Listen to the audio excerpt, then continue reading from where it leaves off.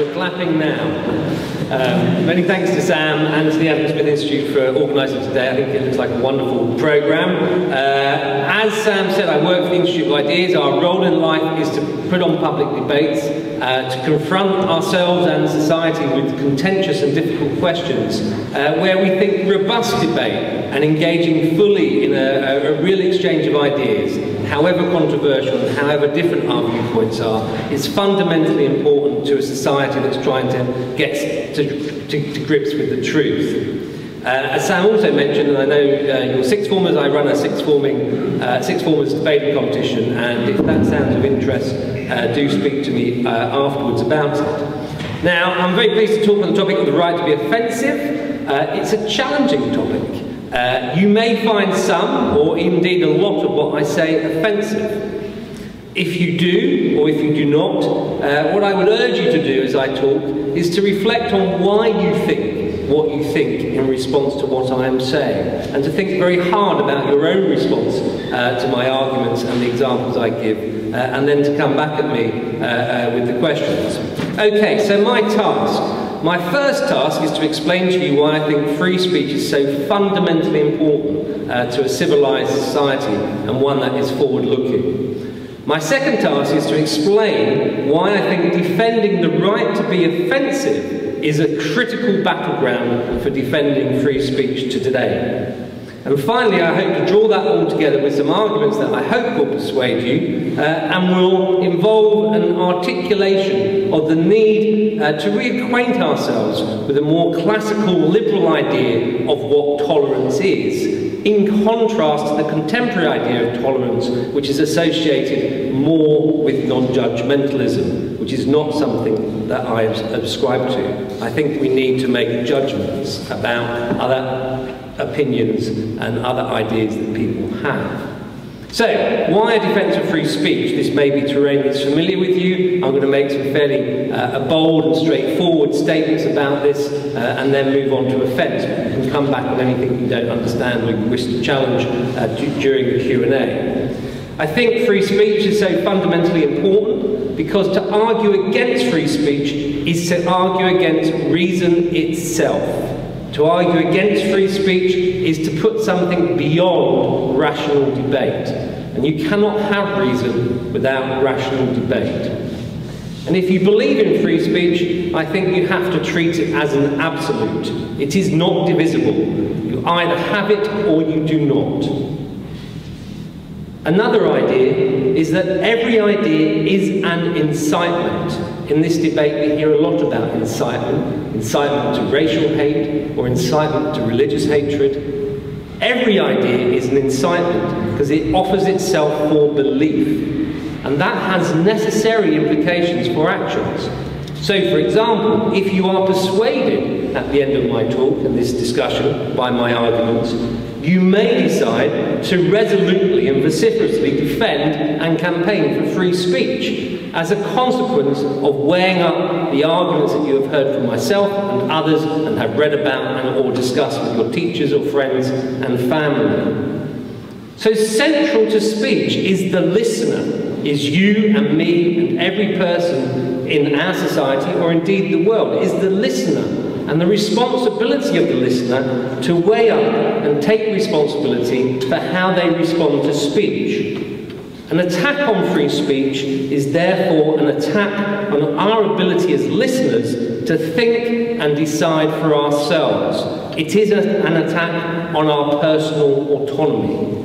And that is why I am a robust and ardent defender of free speech. Okay, to move on to the question of offence, first of all, just to reference the classical liberal thinker, the British philosopher John Stuart Mill, and I'm sure many of you will have read his important work from 1859 on liberty, and he had a very important concept called the harm principle, where he argued, however immoral it may be considered, adults should be free to say and do what they wish, as long as they do not harm another person. So however repellent we might find someone's ideas, it is for us to argue against them if we choose, and it is for us to decide what to act on. Speech is not an act, Acts can be punishable. Speech should not be. At previous times, or in different countries today, two key reasons are often given for censorship. One may be to suppress subversive ideas that challenge the status quo. Or another, in relation to incitement, might be concerns about inciting violence or public disorder. But in Western societies today, the most common case made for censorship, which is formal, or censoriousness, which is an informal climate, is that unregulated speech is likely to cause offence and therefore do harm to others, and people therefore need protection from offensive speech. So to give you a few examples to illustrate what I mean. Some of you, you're all sixth form students, many of you, some of you may be considering going to university. Universities have been traditionally thought of places where the pursuit of knowledge is carried out. Now the author and renowned sociologist Frank Furedi takes the policing of language at universities, where he has taught for over 30 years, very seriously indeed. And he argues it has a profound impact on public life. He states, communities are under pressure to mind their language and quickly adapt, communities under pressure to mind their language, quickly adapt and learn to mask their views and opinions. Invariably, it breeds cynicism and cultural dishonesty. So, in relation to the university, he is particularly concerned with the proliferation and promulgation of speech codes.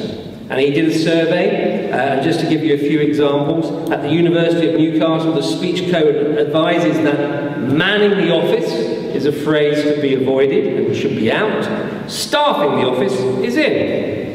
At the University of Western Australia, words such as crazy, mental, or loopy should be avoided. And elsewhere, they've invented new terms. For example, they've suggested replacing pioneering fathers with the very snappy pioneering forebears. Now, these may sound like fairly trivial and banal examples, may be amusing to some of us, but the fact that staff and students at universities, where the whole object is to pursue knowledge, acquiesce to these speech codes is itself shocking, in my opinion. The reason for this is that the pursuit of knowledge requires us to think freely, to voice new and controversial ideas that some may find offensive. And it is impossible to do that in the climate where everyone is being required and encouraged to police their own and other people's language, and therefore, in reality, other people's thoughts. So through censoring the expression of unsavoury opinions at university, I believe the university relinquishes a defining characteristic of itself as an institution and its commitment to the pursuit of knowledge. Moving on to the football terraces. Who here can tell me who the Yid Army are? At the back. Excuse me? Tottenham Hotspur? I can't hear you, sorry. Tottenham fans, sorry, yes, exactly, thank you, yes. The Yid Army, Tottenham fans. Now, who here is familiar with David Baddiel, the high-profile comedian? Quick show of hands. Not so high profile amongst this age group. Okay, right, high profile comedian amongst my age group and a big football commentator. Now last year he ran a campaign and a video raising awareness about the connotations of the word Yid.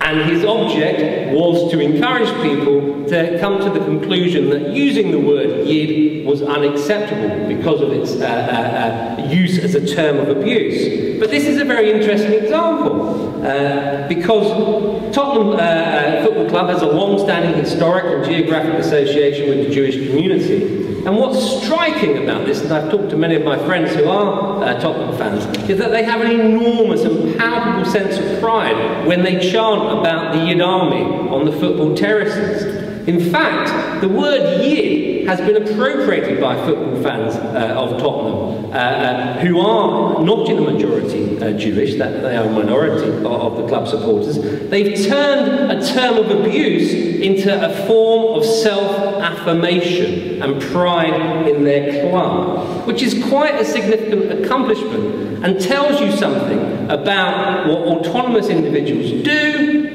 and then the attempt by others to be censorious about the use of that word, because it may potentially, or does indeed, offend others. I'll give you another example. You may be aware, you may not, that in Scotland this year, censoriousness was turned into censorship straightforward through legislation. The Scottish Government passed the Offensive Behaviour at Football and Threatening Communication Act of 2012, which criminalises offensive songs and chants by football fans, especially those of Glasgow's two dominant clubs, Celtic and Rangers, which you may know are associated historically with Catholics and Protestants, broadly speaking, and indeed with the question of Irish independence. So overnight, songs that have been sung for decades have been criminalised, and you can now be sentenced for up to 5 years in prison for singing them. As one Celtic fan commentated, fans have been singing these songs for decades, and now we are encouraged to feel offended by stupid Rangers songs about the Irish famine and to report incidents to the police. He complains that we used to have see ourselves as a thick-skinned bunch who can put up with abuse from rivals for 90 minutes and not worry about it, rather than go snitching to the police about how hurt we feel.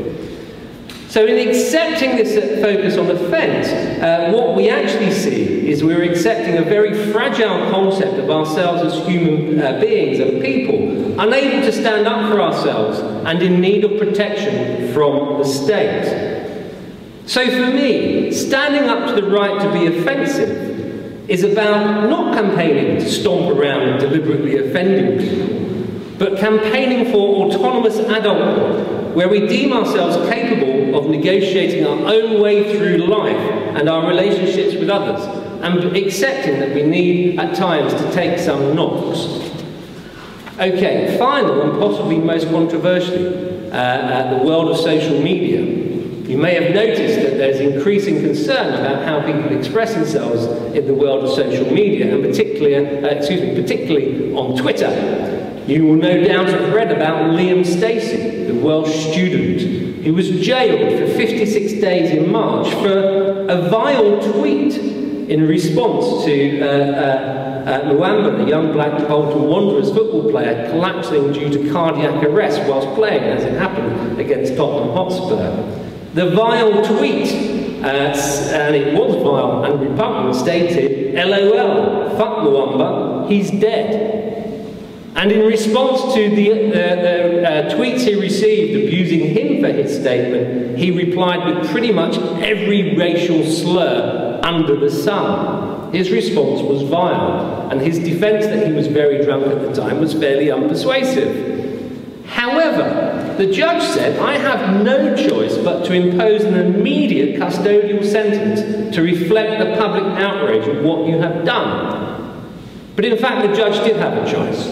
He had a choice not to impose a 56-day sentence. He had a choice not to celebrate what he defined as that public outrage, because there is an important principle at stake. If you lock someone up for saying something, not doing something, however vile that is, then you do not have free speech.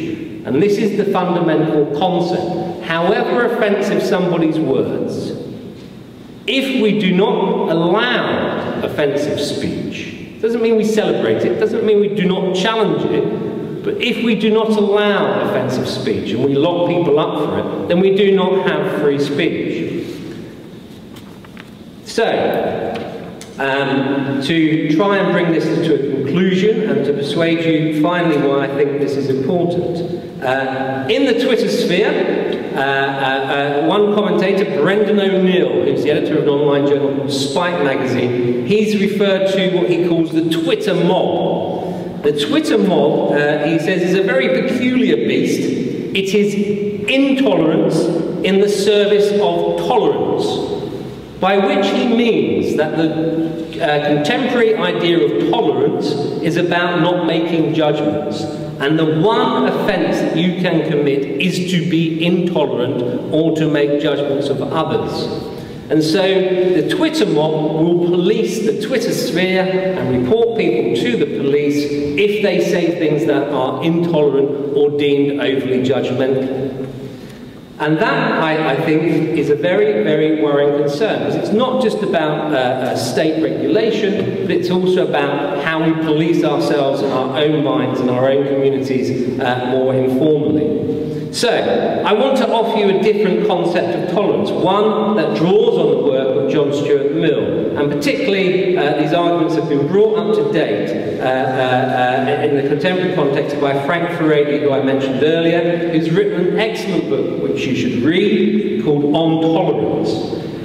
And what he argues is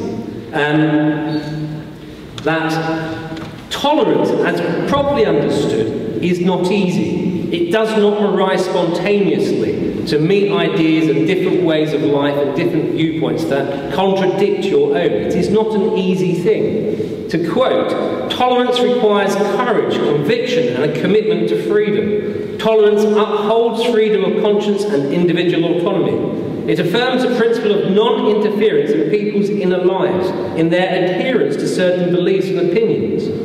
And in this context, as long as an act does not harm others, tolerance demands no constraints on behaviour related to the exercise of individual autonomy. Importantly, though, this concept of tolerance embodies the necessity of acts of judgment and discrimination about other people's views and opinions. It's not about indifference, it's not about non-judgmentalism. An active concept of tolerance resides within a strong society, a confident society, that recognises the virtue of being able to test our ideas and to confront ethical dilemmas. To finish with a quote from Mill, if any opinion is compelled to silence, that opinion may, for aught we certainly know, be true. And to deny this is to assume our own infallibility. Therefore, if we deny free speech, of whatever form, we deny the possibility of having the proper contest of ideas and debates and discussions that we need to take society forward. And in that respect, tolerance, not indifference, of beliefs that we really hate is a small price to pay for society's intellectual and moral development. So I hope you will join me in defending free speech and the importance of our intellectual and moral development. Thank you.